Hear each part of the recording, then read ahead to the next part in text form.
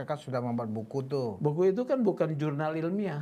Nah, kalau kalian ingin membantah, tulis buku juga dong. Nah, seolah-olah mereka menantang orang yang tidak setuju dengan hasil penelitian mereka, yang nggak sanggup menulis buku, dianggap, kalian nggak sanggup lah, kami kan orang-orang pintar di sini. Seolah-olah framing itu ya, yang mereka jadikan argumen untuk bertahan gitu loh. Boleh ya, menyatakan buku dilawan buku itu boleh. Yang tidak boleh menista orang. Karena dia menista orang. Saya misalnya Bang Budi nih, ijazahmu palsu, terus dia bikin buku. Esensinya tetap menista kan? Menista. Ya kan? Nggak menghilangkan bahwa dia menista saya gitu menista, ya. Iya. Mau bikin buku 1, 10, 100 nggak ada soal. Tapi kan? Anda menista. Iya. Jadi menista. Jadi yang dipidana menistanya, yang Pak, menistanya. Ya? Pintu masuk dari kasus ini bukan persoalan buku, tapi menista ya harkat martabat orang, merendahkan. Dan di muka umum, kalau pencekalan itu supaya dia tidak melakukan, tidak ke luar negeri ya, supaya tidak mengganggu proses penyidikan. Kalau dia keluar kan susah dipanggil, itu satu. Kedua, dia disuruh melapor, wajib lapor, supaya juga dia terpantau keberadaannya. Intinya begini, sebetulnya mereka mau ditahan. Dia harusnya sadar, omongannya dia itu sudah tidak benar, ya. Kemudian dia tetap menuduhkan omongannya, dia harusnya sadar itu tidak menimbulkan kepercayaan publik. Persiapkanlah advokat yang tangguh ya. Tidak, menurut saya ya itu hak ya, menghadirkan ahli-ahli tata negara. Ini perkara pidana. Apa gunanya ahli tata negara kecuali ya mereka mau menguji pasal ya, pasal-pasal di Mahkamah Konstitusi. Ajukanlah ahli tata negara satu gerobak.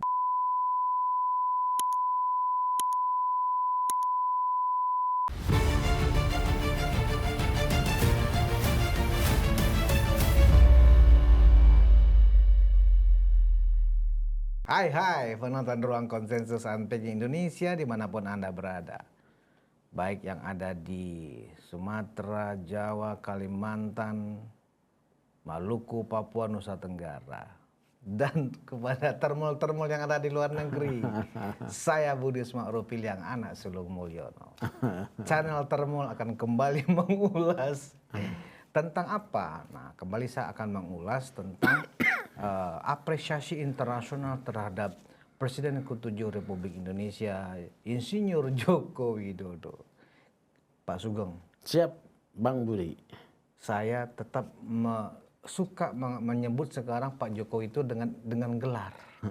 Insinyur Joko Widodo. Untuk menegaskan posisinya sebagai seorang sarjana insinyur kehutanan. Karena rame ya, dituduh sesuatu dia. Kenapa saya tidak memperkenalkan nama Pak Sugeng? Karena Ketua IPB Sugeng Teguh Santoso ini sudah sangat dikenal oleh publik. Oleh Bang Budi. Inilah hebatnya Pak Sugeng. Padahal beliau ini seangkatan bapak saya, tapi bagi saya abang itu luar biasa. Harus selalu begitu ya kan. Baik, Pak Sugeng. Ini seperti yang tadi saya bilang, sebenarnya kemarin juga saya sudah bahas bahwa ternyata apa yang terjadi di dalam negeri, khususnya gerombolan ya, saya menggunakan mereka ini gerombolan istilahnya, Roy Suryo dan kawan-kawan ini gerombolan. Kesannya banyak tapi sedikit, kan gitu ya, makanya yang cocoknya gerombolan. Yang ramenya itu netizennya. Ya. Kebisingannya yang ramai. Kebisingannya, memang sengaja mereka bikin bising. Tetapi kebisingannya ini kan mereka berharap dampaknya adalah nama baik Pak Jokowi di dalam negeri dan di luar negeri ambruk, hancur, rusak. Dan terbukti itu salah. Mereka istilahnya targetnya gagal, tidak tercapai. Gagal total. Tapi kita tidak menyebut sebagai sesuatu nama ya. Gatot singkatan dari gagal total. Nah, ya. Salah satu bukti kegagalannya itu adalah dari dalam negeri. Kita mendengar kemarin ada sebuah lembaga survei yang kredibel ya, mengeluarkan sebuah tingkat riset ya, hasil riset. tingkat kepercayaan publik kepada Pak Jokowi itu masih tinggi, Pak, di atas 80%. Oh, di atas 80%. Ya, artinya apa? Mereka bermanuver segila apapun. Ternyata ya, tidak berdampak. ternyata ya. tidak berdampak kepada Kalau masyarakat. ikut kontestasi pilpres dan diperbolehkan bisa juga terpilih kali. Bisa terpilih. Begitu juga di internasional, Pak Sugeng. Nah, saya akan mencoba minta pendapat Pak Sugeng ya sebagai seorang yang senior gitu. Kenapa ya Pak ya dunia internasional khususnya para petinggi di luar negeri itu ya tidak merespon, tidak melihat ini sesuatu yang serius ini. Wah, jangan-jangan benar nih Presiden Indonesia ke-7 ini jangan-jangan ijazahnya nggak benar, ya kan?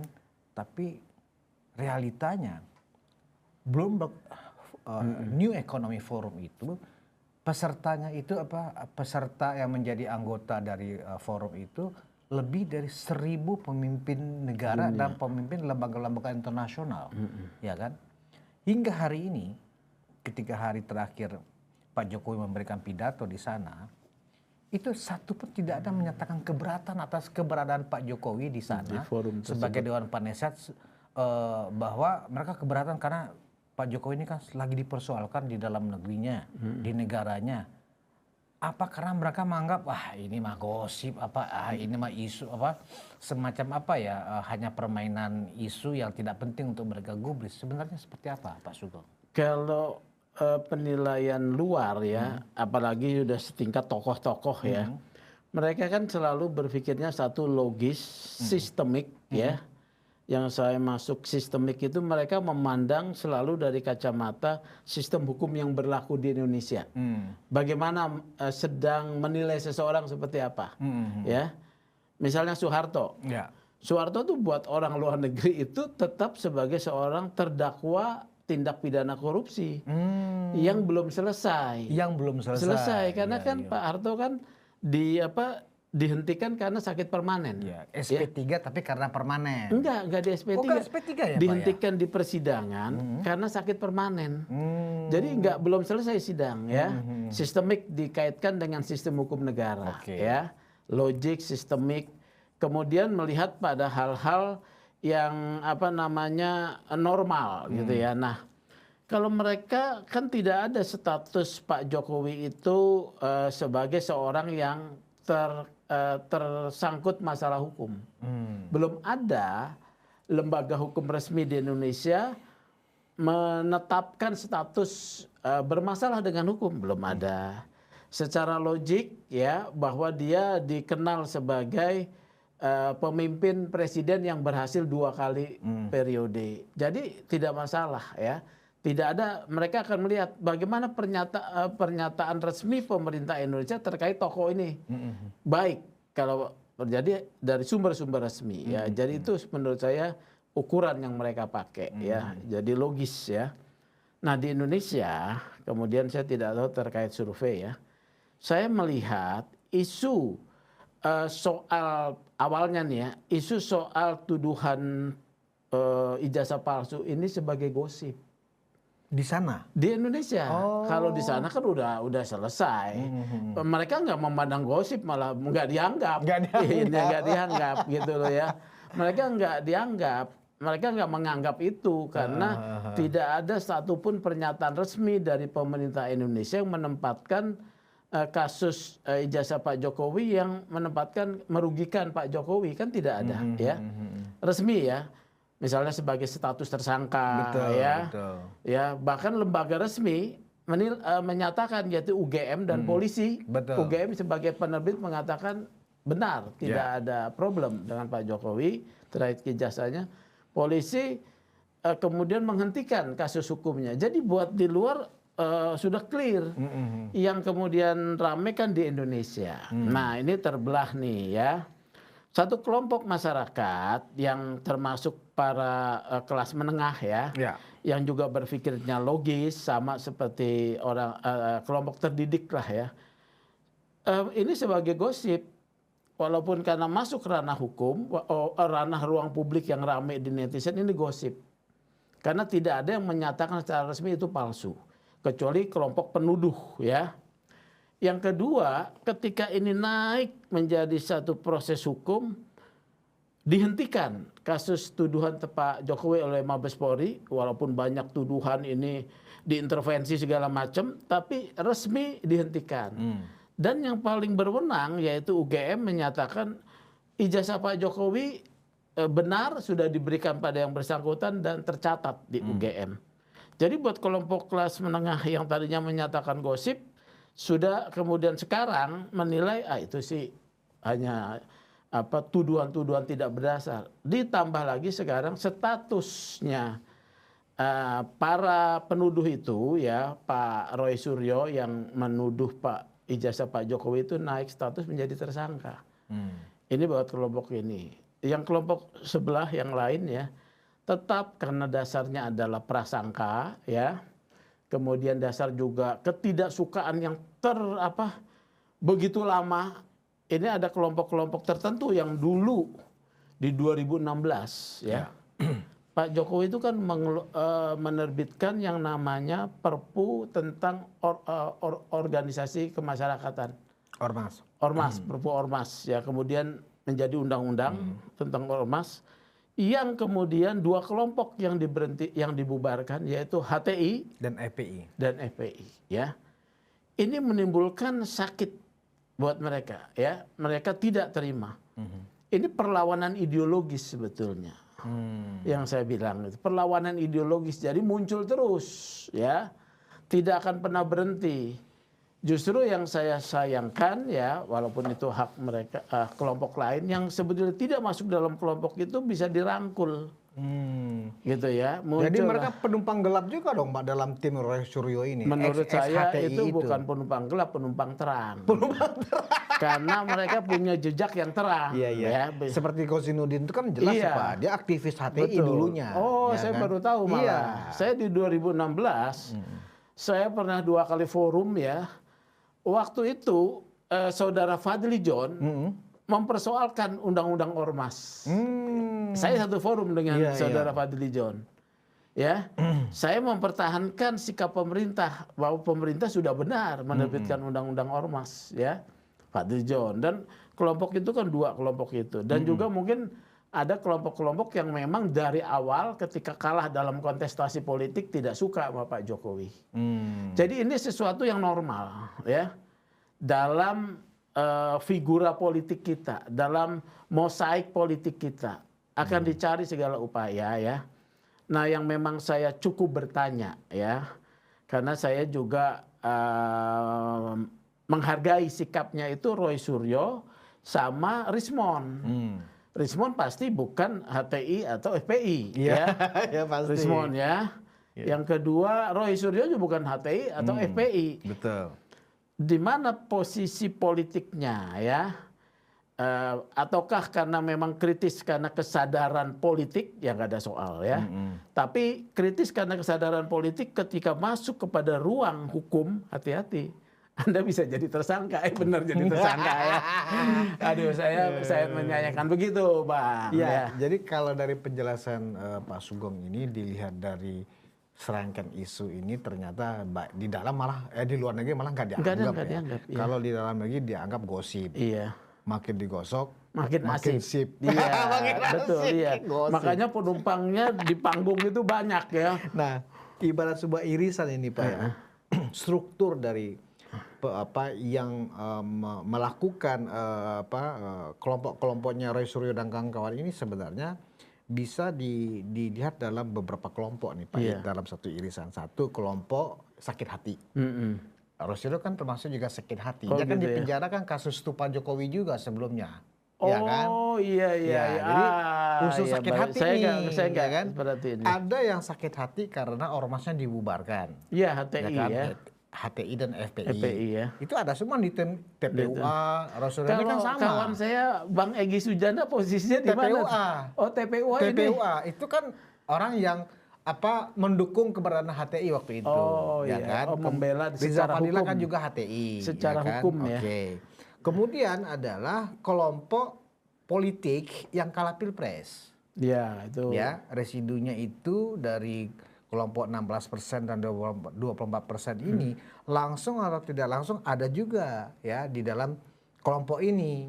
Oh, pantesan ya saya Ya kan? ada di satu podcast saya Forum dibilang Purnawiran TNI yang kemarin sempat bikin manuver juga, ya kan? Kalau kita lihat satu persatu, itu kan ada yang mantan tim sesnya Anies, ada mantan tim sesnya Teguh Umar, kan begitu. Iya, iya. Oh, Ganjar jadi ada, Mahfud. iya. Nah, jadi kalau kita lihat struktur dari kelompok-kelompok ini, soal memang politik ya, apa politis yang ya. mereka lakukan saat ini dengan menjadikan mainannya adalah ijazah palsu, itu sebenarnya muaranya adalah pembenci karena sakit hati. Oke, sekarang kan tapi Pak Jokowi ini tidak dalam posisi sebagai tokoh politik yang punya potensi muncul kembali menduduki jabatan strategis negara kayak presiden kah atau apa. Kok masih digulung terus ya? Kan pengaruhnya Pak, kan ada semacam anggapan dari masyarakat. Iya. Suksesnya pasangan Prabowo Gibran kemarin memenangkan pertarungan mengalahkan dua kandidat lainnya adalah karena ada dukungan Pak Jokowi. Kenapa dukungan Pak Jokowi ini dianggap signifikan? Karena memang basis masa Pak Jokowi seluruh Indonesia itu kan luas. Kemenangan 58% melawan 3 pasangan itu kan nggak sembarangan kan gitu loh Pak, ya kan? Nah jadi inilah dasarnya kenapa mereka ya membuat sebuah grand design. Ya, apa ya yang bisa kita jadikan isu besar yang kira-kira bisa menjatuhkan nama baik Pak Jokowi yang notabene sekarang ada anaknya sebagai wakil presiden. Iya. Ya kan? Oh, ijazah palsu aja. Bla bla bla bla. Oh, sepakat akhirnya semua. Bayangan saya lebih kurang seperti itu. Makanya mereka bersepakat. Dan kemudian siapa yang mendanai? Kan begitu, nggak mungkin loh gerakan besar ini nggak ada yang mendanai. Ini cukup masif ya. Nah ini yang mendanai ini yang sampai sekarang itu yang urusan intelijen lah untuk mendeteksinya. Nah jadi Pak Sugeng, kalau ini dianggap gosip, tetapi mereka lupa. Banyak juga kan orang bermain gosip di wilayah entertainment kan Pak ya. Tapi mereka bisa menjaganya jangan sampai masuk wilayah hukum. Kalau mereka ini sudah offside istilahnya. Udah terlalu jauh. Terlalu jauh. Mereka menggunakan pendekatan seolah-olah ini adalah sebuah kebebasan akademik. Sebuah penelitian ilmiah. Seolah-olah kebebasan akademik, penelitian yang sifatnya standar ilmiah itu tidak ada kaidah-kaidah, tidak ada kode etik, tidak ada prosedural. Nah ini yang kemudian mereka racunin publik Pak. Iya. Seolah-olah semuanya bebas kok. Ya, Tukang beca pun boleh melakukan riset ilmiah kan seolah-olah begitu. Gimana pandangan Pak Sugeng? Iya, itu kan klaim yang diajukan oleh saudara Rismon ya. Rismon ini kan kalau kita lihat dia seorang master science dalam bidang teknik digital ya. Dari Jepang ya. Konon katanya itu pun nggak diakuin Pak, palsu juga. Aduh, konon saya nggak tahu lah ya. Di Jepang dia menyampaikan itu ya. Yang kedua Roy Suryo juga katanya ahli digital. Tapi saya nggak mau menilai kapasitas mereka lah. Tapi kita mau bicara dari sisi tertib ilmiahnya dulu, prosedural. Ya. Kan ada forum ilmiah ya. Itu satu forum ya yang memiliki mekanisme quality control ilmiah yang harus terlembagakan. Ya. Quality control yang terlembagakan. Jadi maksudnya harus ada lembaga maksud? yang bisa diterima sebagai satu forum, dinilai sebagai forum ilmiah. Ini ada ya, misalnya jurnal ya, jurnal atau peer review. Ya, jurnal itu kan adalah satu kajian keilmuan dari seseorang dikirim kepada editor ya. Editor kemudian mengirim kepada tim ahli untuk menilai ya. Tulisan tersebut, kontennya itu ya, kontennya tersebut itu benar-benar ilmiah apa enggak? Metodologinya benar-benar ilmiah enggak? Mengajukan analisisnya ilmiah enggak? Ya. Nah, kalau lolos dari sana, dia akan masuk sebagai jurnal. Nah, kalau sudah masuk di jurnal ya, ini punya satu disebut forum ilmiah ya. Ini nggak bisa disoal nih secara hukum ya. Kemudian juga ada laporan penelitian resmi ya. Itu tentu tidak dibuka ke publik kalau laporan penelitian resmi. Ada juga ruang kuliah ya. Ada juga proceeding conference ya. Yang ini masuknya apa nih? Kalau yang disampaikan oleh mereka bertiga, itu kategorinya nggak ada Pak? Nggak ada ya. Yang mereka sampaikan bertiga itu adalah hasil kajian mereka pribadi ya, yang kemudian dipublikasikan di ruang publik ya sebagai diseminasi publik, boleh dong. Tapi hati-hati. Ketika disampaikan di ruang publik, ada ketentuan hukum mengatur soal ruang publik. Di ruang publik dilarang untuk menyerang nama kehormatan seseorang di ruang publik, ya, menistakan, merendahkan, itu dilarang. Itu dalam aturannya ada itu Pak ya? Dong, itu pasal 310 KUHP, pasal 311 KUHP. Kalau dia masuk ke menggunakan sarana internet, pasal 27 Undang-Undang ITE, tuh ya, hati-hati nih. Jadi boleh sampaikan ke ruang publik sebagai kajian, tapi jangan kemudian menistakan orang, ya. Kedua, dalam kaitan ini ya, hasil kajian ini karena tidak melalui satu forum ilmiah ya, yang tadi peer review ya, yang dikaji oleh ahli lain menganalisis metodologi dan kontennya ya. Ya apa yang dianalisis? Ini ada 3 Bang. Syarat penelitian itu ada kode etiknya ya. 1, dia harus netral ya. Harus netral. Netral itu tidak mempunyai bias kepentingan. Artinya independen Pak ya? Independen ya. Netral ya.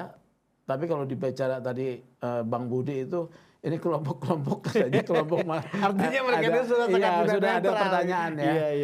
Kemudian adil ya.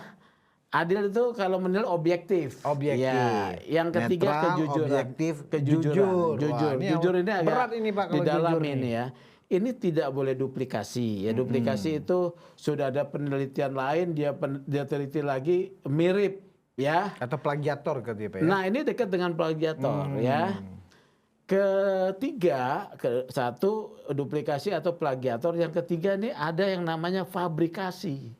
Fabrikasi itu penelitiannya misalnya tentang sesuatu gambar ya, tentang sesuatu objek, kemudian dilakukan editing. Editing tidak sesuai dengan kondisi yang sebenarnya ya, editing. Itu nggak boleh juga. Nggak boleh dong ya. Kemudian keempat, metodenya salah, falsifikasi. Nah ini kan ada aturannya nih. Selain kode etik, ternyata diatur juga di dalam hukum tuh soal ITE Bang, bahwa dilarang melakukan editing dan dilarang melakukan metode yang salah ketika menimbulkan kerugian pada pihak lain karena menuduh pihak lain. Anda harus bertanggung jawab atas perbuatan itu, gitu Bang. Ya, memang mereka mengatakan begini. Ini adalah sebuah kajian ilmiah kami. Kami ya. Anda kalau ingin membantah kajian ilmiah kami menulisnya kan lewat buku. Mereka kan sudah membuat buku tuh. Buku itu kan bukan jurnal ilmiah. Nah, kalau kalian ingin membantah, tulis buku juga dong. Nah, seolah-olah mereka menantang orang yang tidak setuju dengan hasil penelitian mereka, yang nggak sanggup menulis buku, dianggap kalian nggak sanggup lah, kami kan orang-orang pintar di sini. Seolah-olah framing itu ya yang mereka jadikan argumen untuk bertahan gitu loh. Boleh ya. Menyatakan buku dilawan buku itu boleh. Yang tidak boleh menista orang. Karena dia menista orang. Saya misalnya Bang Budi nih, ijazahmu palsu. Terus dia bikin buku. Esensinya tetap menista kan? Menista. Ya kan? Nggak menghilangkan bahwa dia menista saya gitu menista, ya. Iya. Mau bikin buku 1, 10, 100 nggak ada soal. Tapi kan? Anda menista. Jadi menista. Jadi yang dipidana menistanya yang Pak menistanya. Ya? Pintu masuk dari kasus ini bukan persoalan buku, tapi menista ya harkat martabat orang, merendahkan dan di muka umum gitu loh ya. Nah Pak Sugeng, ini kira-kira ya, seandainya Roy Suryo itu benar-benar tadi syaratnya independen, jujur, ya kan, kemudian dia adil, objek. Wah dia dapat info nih, iya Pak Jokowi ternyata palsu loh, kan gitu ya. Harusnya kalau dia berniat baik, ya, wah harus dibuktikan nih, jangan-jangan ini hoax nih, ya kan, kasihan Pak Jokowi misalnya. Bayangan saya, Roy Suryo kemudian datang ke Pak Jokowi. minta izin dulu dong, Pak, saya dapat kabar begini. Saya mohon izin Pak, saya bentuk tim, ya, akan melakukan uji apakah benar Ijazah Pak Bapak Jokowi ini ini palsu palsu apa atau tidak. Kan begitu.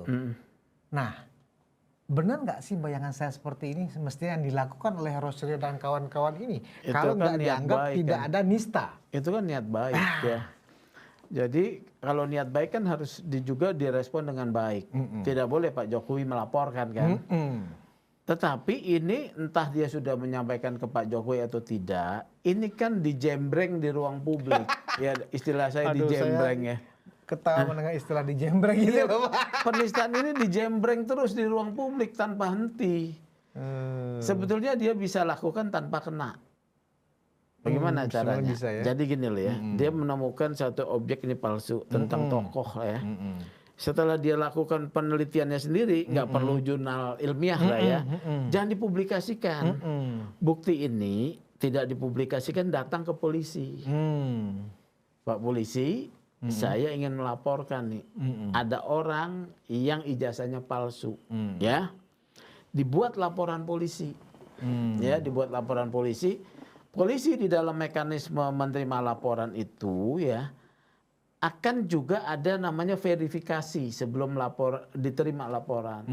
Verifikasi itu adalah betul nggak ada betul nggak ini ada alat buktinya, alat bukti awal ya.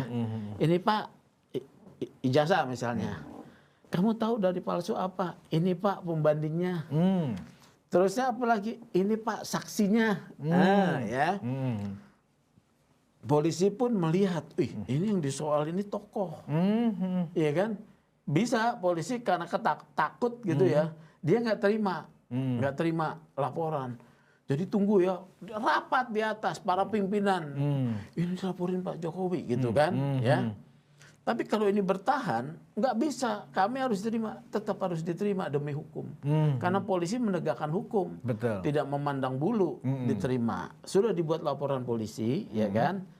Setelah dibuat laporan polisi, setelah dapat laporan polisi, baru dia boleh konferensi pers. Si polisi ini atau yang Si ini yang LP. LP? Iya. Oh, oke. Dia menyampaikan bahwa kami melaporkan dugaan adanya. Bahasanya pun masih dugaan ya. Adanya ijazah palsu seorang tokoh misalnya. Dia pakai inisial aja. JW. Ya kan? Dan saat ini sedang diselidiki.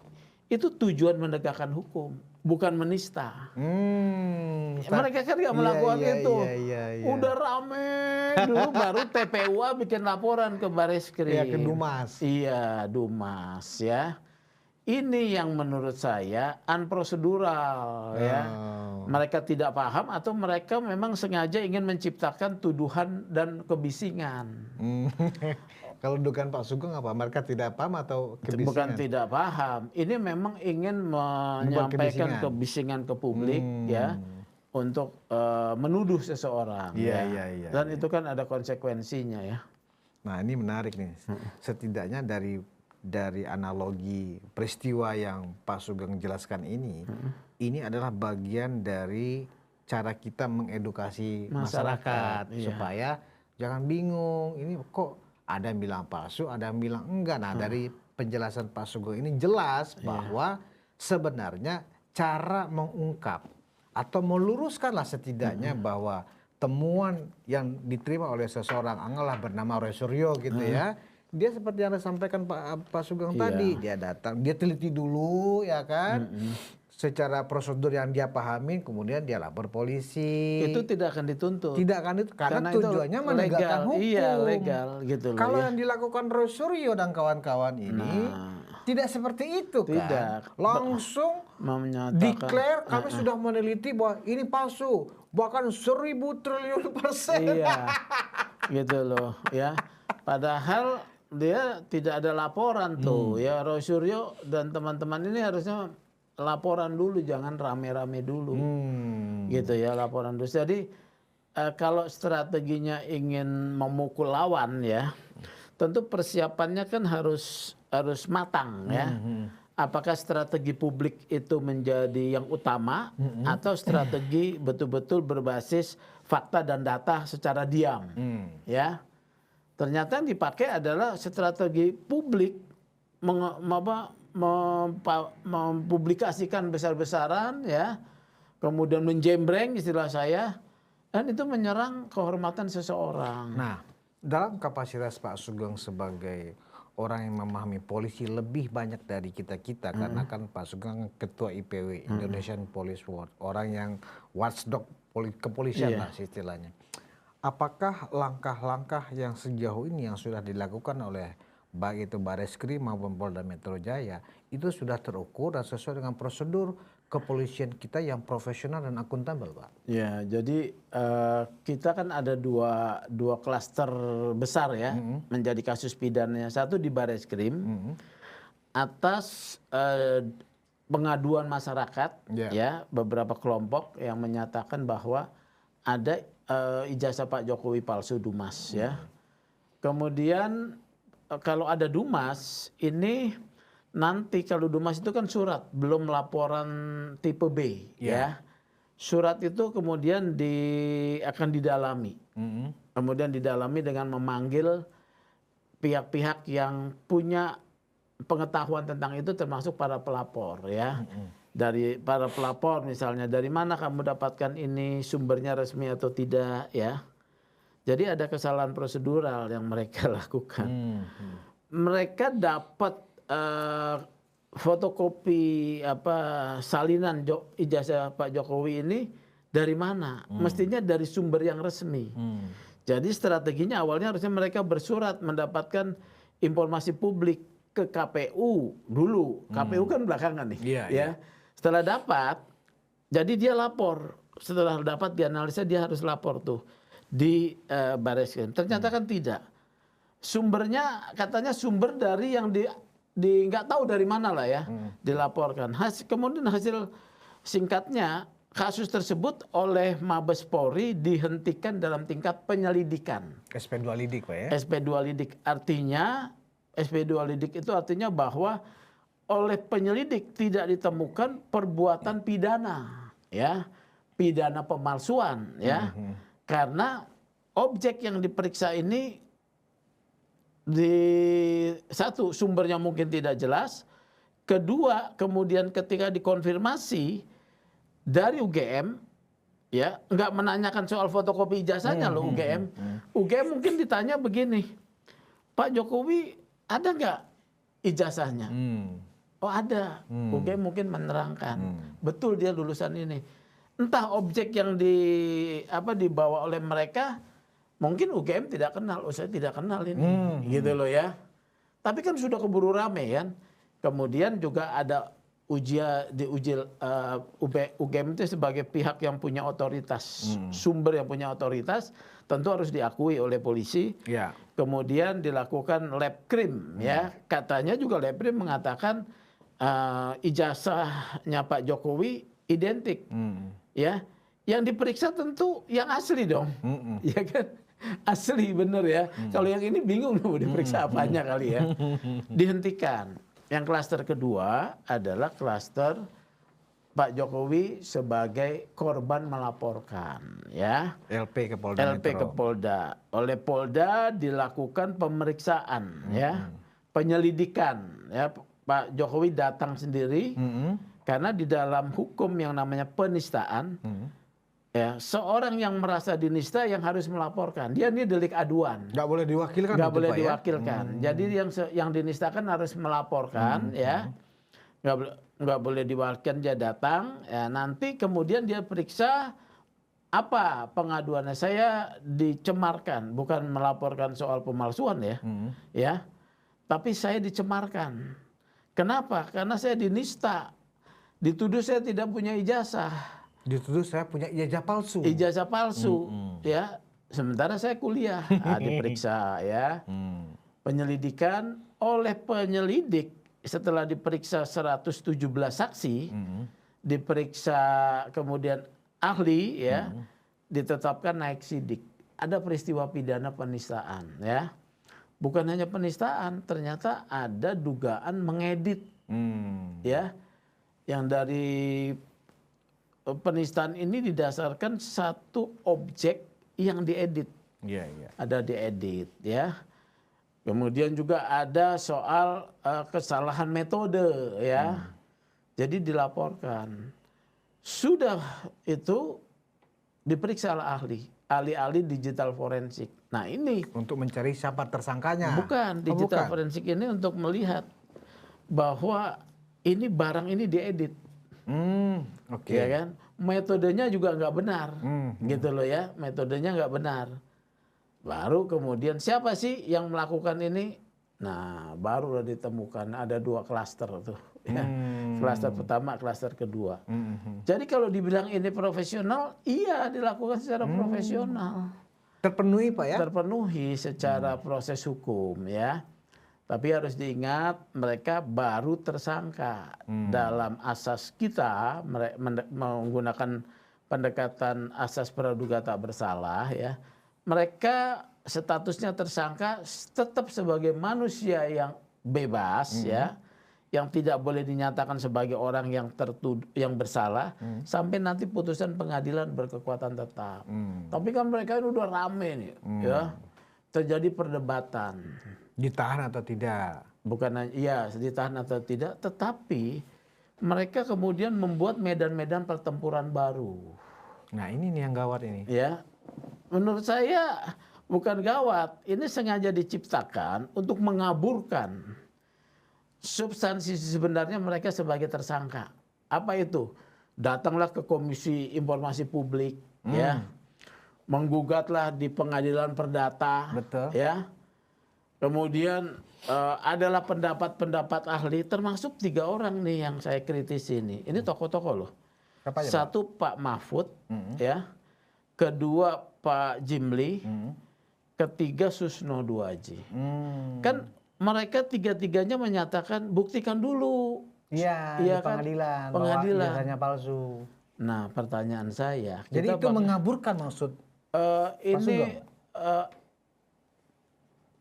salah dalam hal forum, ya. Menurut saya pernyataan bahwa harus diuji di di pengadilan error dalam kategori, ya. Kategori atau forumnya yang mana kalau mau diuji dulu, ya. Kemudian kemarin sempat Refli Harun mengatakan harusnya pengadilan di mana, di Solo, pengadilan di Jakarta Pusat, pengadilan di mana lagi gitu 3, harusnya berani melakukan judicial activism, menilai bahwa berhak menilai ijazah. Nggak bisa. Pengadilan Perdata itu kan kemarin nggak saya bahas ya. Itu hanya 2 tuh, memeriksa 2 perkara, wan prestasi atau perbuatan melawan hukum. Kalau perbuatan melawan hukum, ya, yang digugat itu harus dinyatakan melawan hukum dulu, ya. Kalau yang digugat bahwa Pak Jokowi melawan hukum, kenapa? Karena memakai ijazah palsu, ya nggak bisa. Karena belum ada putusan pidana yang menyatakan Pak Jokowi memakai ijazah palsu. Betul. Belum ada, ya. Jadi mereka minta judicial activism dong, yaitu melakukan hakim membentuk hukum. Loh, hakim membentuk hukum juga ada tata caranya, ya, nggak sembarang-sembarang. Nah, 3 tokoh ini menurut saya justru memperkeruh suasana. Ya. Apakah ketiga tokoh ini melakukan pandangan-pandangan atau pendapat hukumnya itu karena untuk membela, anggaplah, geng mereka ini? Saya Atau tidak mengaburkan tahu, tidak tuduhannya tahu itu? ya. Kalau dalam backmind saya, ya, dalam backmind saya ya, mereka menyatakan itu tidak berdasar, tentu punya yang namanya nawaitu.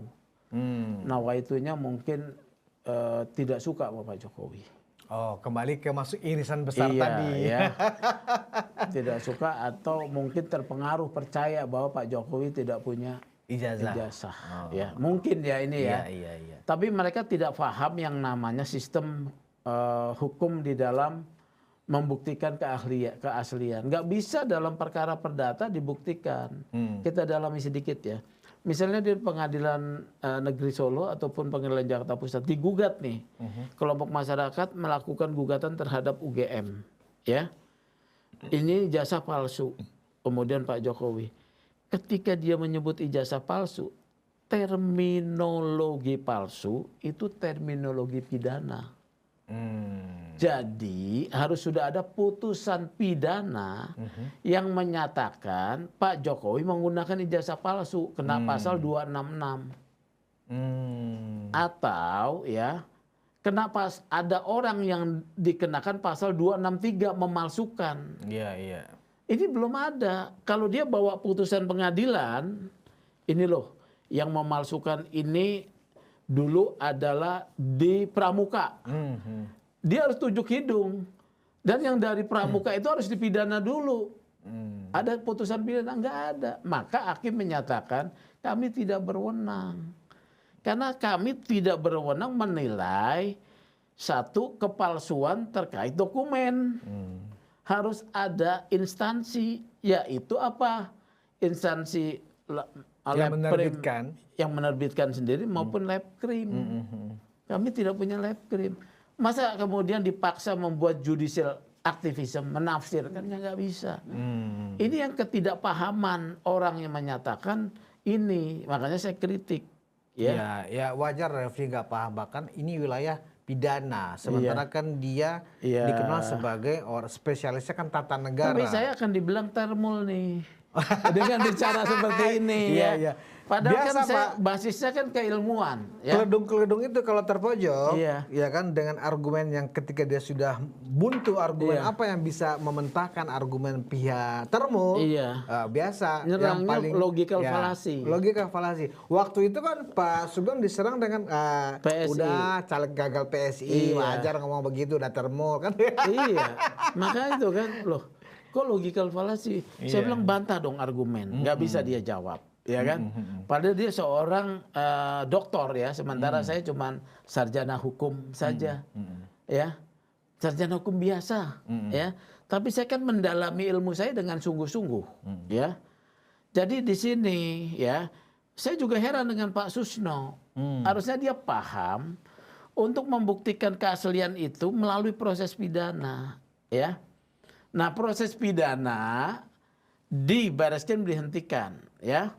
Kemudian yang di Polda naik, ya. Makanya ini harus kita proses ini harus diberikan literasi kepada masyarakat. Di mana letak nggak paham Pak Sugeng dengan pandangan Susno Aji, Pak? Saya nggak ngerti, ya.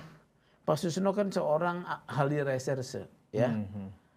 Ketika dia harus dibuktikan dong pidananya. Forumnya di mana? Saya tanya tuh pada semua para pembela itu, di mana forumnya? Saya bilang, ya judicial activism dong. Sekarang kalau judicial activism tidak mau dilakukan oleh pengadilan karena pengadilan terbatas kewenangannya, masa kemudian dia menyatakan nggak benar pengadilan itu dipengaruhi oleh kekuasaan politik? Iya betul. Saya kan artinya bicara ngapain sih dalam perkara ini mendatangkan ahli hukum tata negara yang pakai hipotesis, asumsi, teori, nggak laku gitu loh. Anda harus siap bertarung untuk membuktikan ada forumnya, Bang. Mereka dituduh ya, selain pasal 310 ada pasal 311 ya, menista ya secara tulisan. Di dalam pasal 311 ya, itu ada kesempatan mereka membuktikan tuduhannya untuk kepentingan umum. Ya.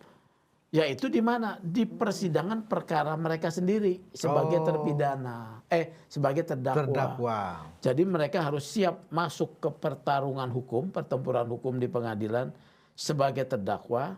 Mereka punya hasil penelitian, mereka harus bedah penelitian mereka. Kemudian mereka harus bawa ahli-ahli yang mendukung mereka. Kemudian melawan ahli-ahli yang dibawa oleh jaksa. Nah, di sini pertarungan keilmuan. Inilah forum ilmiah. Jadi pengadilan itu forum ilmiah. Betul. Saya sepakat itu. Jadi 3 tokoh yang tadi Pak Sugeng sebut itu memang muaranya ingin mengaburkan status tersangkanya. Enggak paham. Saya nggak mau begitu. Tapi bisa dinilai ya, kita bisa menilai mengaburkan dong ya. Maksudnya mungkin mau menegaskan janganlah pendekatan hukum pidana gitu kan. Ya nyatakan aja pendekatan hukum pidana jangan dipakai gitu kan. Tapi kan polisi tidak boleh menolak laporannya Pak Jokowi. Kan ada hak konstitusional orang yang dinista sebagai korban. Kalau demi supaya kita menghormati demokrasi, hak kebebasan berpendapat, itu kan bukan kebebasan berpendapat. Bukan itu Pak ya? Itu adalah perbuatan pidana. Oh. Itu loh. Perbuatan pidana berupa penistaan yang dilakukan di ruang publik. Bukan juga kebebasan akademik? Bukan. Kebebasan akademik sudah sampaikan. Mimbar akademik, ada mimbar akademik. Itu kewenangannya kebebasan mimbar akademik, kewenangannya guru besar atau dosen. Ya, yang menyampaikan keilmuan ataupun rumpun keilmuannya ya dengan menggunakan pendekatan ilmiah ya kepada kepada khalayak ya, muridnya ya, kepada dalam satu seminar ya, itu kebebasan akademik. Ini bukan dong ya, itu hasil kajian pribadi boleh ya, boleh. Harusnya itu tidak telat, harusnya disampaikan dulu pengajian, sampaikan kemudian laporkan. Ini kan kebalik ya. Setelah rame baru dimunculkan Jokowi White Papers ya. Setelah kemudian diperiksa, ada peristiwa pidana dia baru sampaikan. Tapi apalah ya, mereka punya hak untuk membuktikan ijazah Jokowi benar atau tidak di persidangan. Apakah buku Jokowi White Paper itu bisa menjadi semacam justifikasi bahwa benar yang mereka lakukan itu adalah sebuah kegiatan yang sifatnya ilmiah? Kalau itu kan produk mereka ya, kita pandang dari aspek alat bukti dalam pidana ya. Aspek alat bukti dalam pidana itu berarti masuknya adalah bukti surat ya. Tapi bukti surat yang bersumber dari terdakwa. Ya, keterangan terdakwa ya, terdakwa menerangkan kajian saya gini. Nah, di dalam konsep pidana keterangan terdakwa tuh nilai pembuktiannya rendah. Katanya nol, benar. Bisa rendah, nol. rendah apa nol Pak? Rendah, ya rendah. Kalau rendah nol nggak bisa. Berarti kalau nol kan nggak ditulis dong di dalam UHAP. Rendah ya, Rendah, karena rendah. kembali kepada kewenangan hakim menilai. Jadi hakim selalu akan berpikir ini subjektif karena dia jadi terdakwa. Jadi dia membela diri. Jadi kalau dijadikan buku itu sebagai alibi nanti di pengadilan bahwa ini semuanya sudah tertulis di sini sebagai pembelaan bahwa ini benar adalah kebebasan akademik, kebebasan ilmiah, nilainya rendah. Nah, tapi bisa menjadi diperkuat nilainya dengan apa?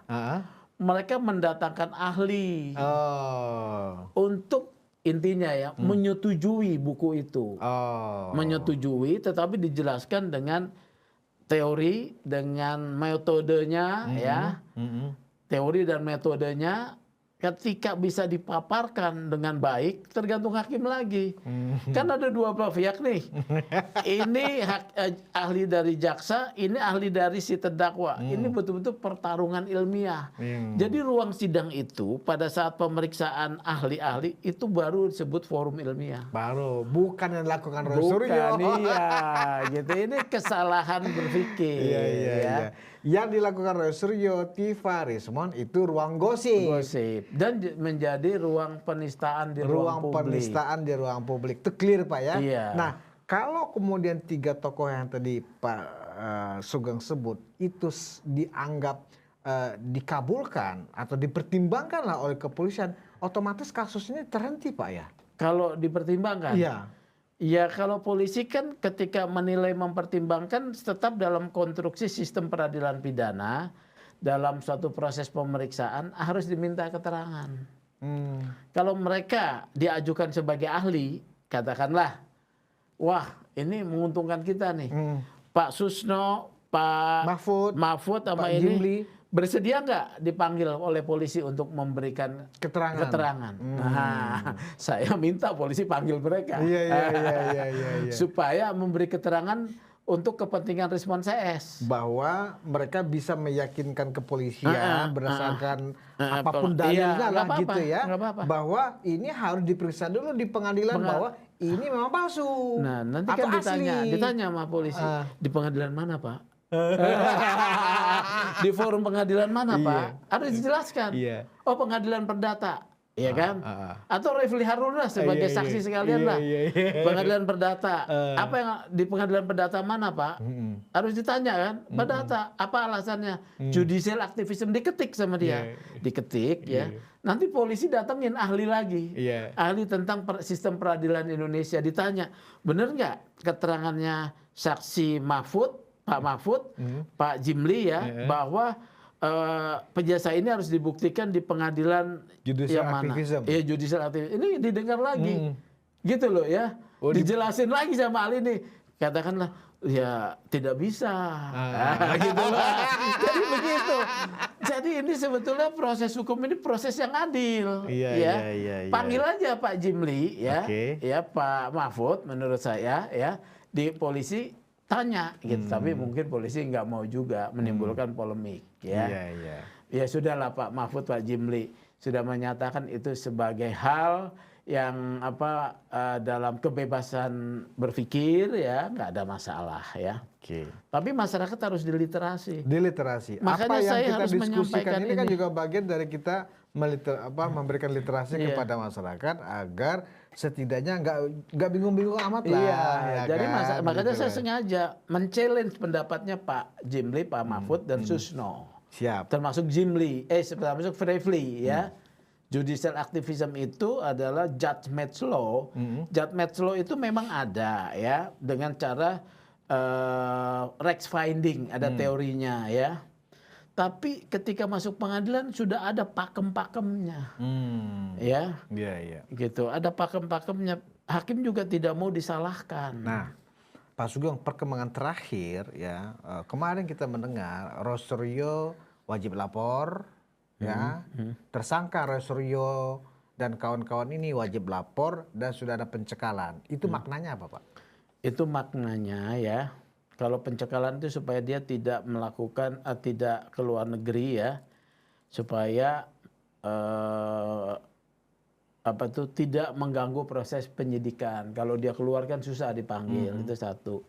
Kedua, dia disuruh melapor, wajib lapor, supaya juga dia terpantau keberadaannya. Intinya begini, sebetulnya mereka mau ditahan, tapi polisi mempertimbangkan tidak perlu menahan. Ya. Jadi itu semi menahan lah ya Pak sebenarnya. Iya, harus dinilai seperti itu ya. Tapi saya mengusulkan pada polisi, jangan ditahan. Jangan ditahan. Pada saat penyidikan, saya juga mengusulkan pada jaksa, pada saat penuntutan jangan ditahan.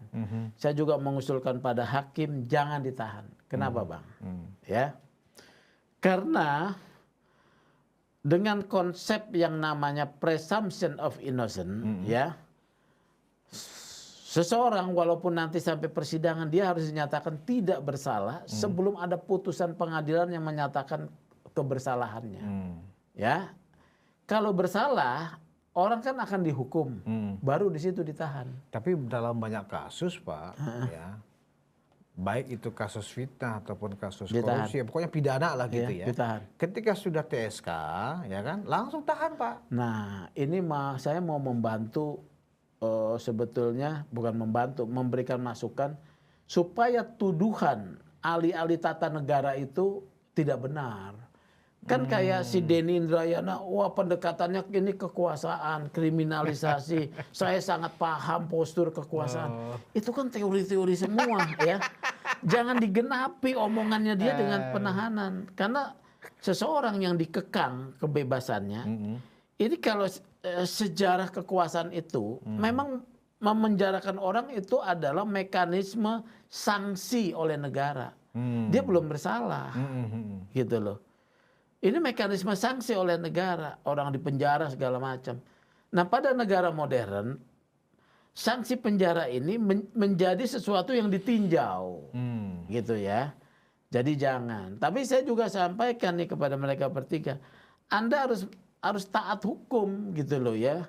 Kalau misalnya waktunya dipanggil ya datang.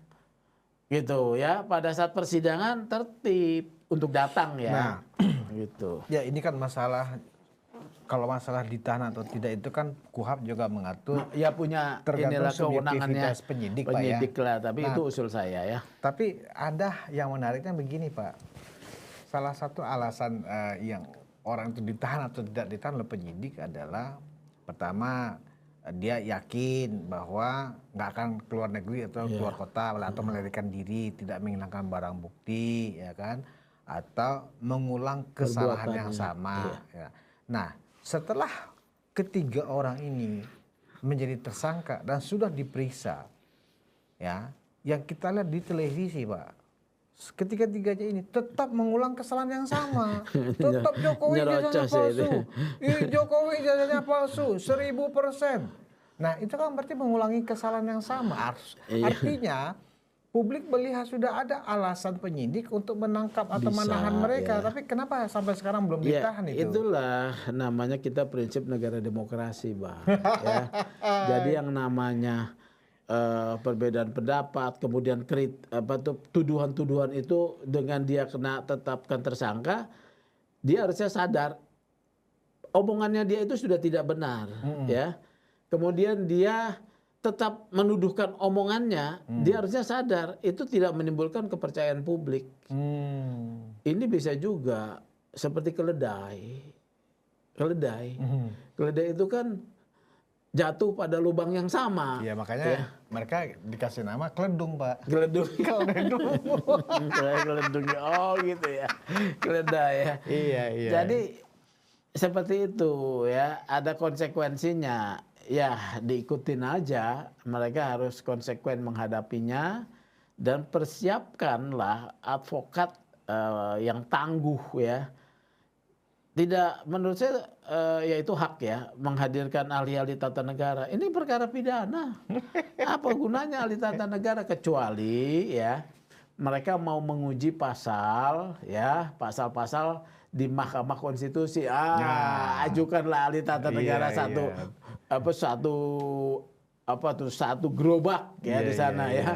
Satu gerombolan boleh. Mereka sudah menyiapkan 1000 pengacara, Pak. Katanya. Gitu ya.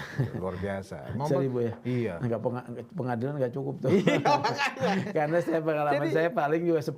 Banyak yang lucu-lucu sih, Pak. Iya, ya kan? ya. Sebenarnya tujuan dari agenda setting mereka ini, ya kan, hanyalah bagaimana membangun opini sebenarnya, Pak, di masyarakat. Ijazah palsu hanya instrumen mainan untuk digoreng sedemikian rupa jadi bahan untuk memframing Jokowi, Gibran nih sudah hancur udah. Itu aja sih sebenarnya, Pak. Gitu. Arahnya politik. Arahnya politik. Waduh, Emang Pak Sugeng tidak melihat ini sebagai arahnya politik? Kan Pak Sugeng juga politisi. Kalau saya betul-betul mau mengkaji sebagai satu hukum saja. Walaupun saya politisi. Politik itu kalau kita menganalisis politik itu seperti alam semesta, luas sekali. Sementara hukum itu seperti pertandingan tinju. Ringnya terbatas. Ada regulasi, ada wasit. Betul. Jadi lebih tertib. Tapi kalau politik itu ukurannya sealam semesta. Alam semesta. Yang tidak ketahuan analisisnya dari mana, saya nggak mau ya, karena nanti jadi misleading ya. Jadi sebenarnya kasus hukum lebih gampang untuk menelitinya, mengulitinya karena tinju. Jelas ya aturannya dan arenanya pun kecil. Iya kan. Arenanya kecil, yaitu aturan mainannya KUHP. Officernya yang diberi kewenangan polisi, advokat, jaksa, dan hakim. Udah itu aja. Berarti kalau seperti itu pandangan Pak Sugeng, berarti konklusinya adalah seperti yang tadi Pak Sugeng sudah jelaskan. Silakan bermain, silakan di dalam ruang demokrasi, kebebasan berekspresi, asal kalian jangan melakukan delik. Iya. Silakan bebas beropini, berpendapat. Ini kita negara demokrasi, jangan melakukan delik. Ingat Rocky Gerung. Rocky Gerung kan omongannya kan. Iya. Tapi dia tidak masuk dalam jebakan delik. Iya, jadi dia Rosario kalau bermain ke situ harus Belajar ke dulu sama Rocky Gerung. Gerung, ya kan? Belajar dengan Rocky Gerung. Iya, Ya kalau iya. ilmumu sudah sama sama dia, Iya, iya. boleh. Baik. Gitu. Terima kasih Pak Sugeng. Teguh Santoso, Ketua IPW. IPW dan anggota PSI. Anggota PSI. Termul, lebih katanya. tepatnya Termul yang sekarang menjadi Ketua DPD PSI Kota Bogor. Kota Jadi Bogor. memang itu yang menjadi tuduhan nama saya, tapi ya sudahlah, saya harus terima ya. Harus terima Pak. Harus terima karena itu realita Dan ya. itu amanah juga kan Pak. Ya realita, tapi saya berusaha bicara berdasarkan ukuran keilmuan. Setidaknya yang belum dijelaskan Pak Sugeng ketika dituduh Refli caleg gagal adalah yang pasti Pak Sugeng sekarang adalah anggota DPRD Kota Madya Bogor dari mewakili PSI, partai PSI. ya. Setidaknya tuduhan Refli ya terjawab di sini. Terjawab. Refli lo salah. Bukan caleg gagal loh DPRD Kota Madya. Bogor, Oke. ya. Terima kasih Pak Sugeng. Oke, siap Bang Budi. Penonton Ruang Konsensus Anti Indonesia clear ya secara hukum ya tak bisa menghindar. Roy Suryo, Diva dan Rismond ya salah dalam menggunakan ruang politiknya atau hak politiknya atau memanfaatkan ruang demokrasinya. Anda ingin berpendapat dengan mengatakan ini kebebasan akademik, kebebasan dalam berpendapat dan seterusnya, boleh-boleh saja bro. Tapi jangan Anda melakukan hal yang sifatnya melanggar hukum, menistakan menista, orang iya. itu masuk delik dan Anda sudah melakukan itu. Jadi kalau Anda ingin menghindar dengan berbagai upaya, hasilnya pasti tuntaskan di pengadilan. Kita tinggal tunggu ketuk hakim. Terima kasih atas perhatian Anda. Kita bertemu di ruang konsensus berikutnya. Wassalamualaikum warahmatullahi wabarakatuh.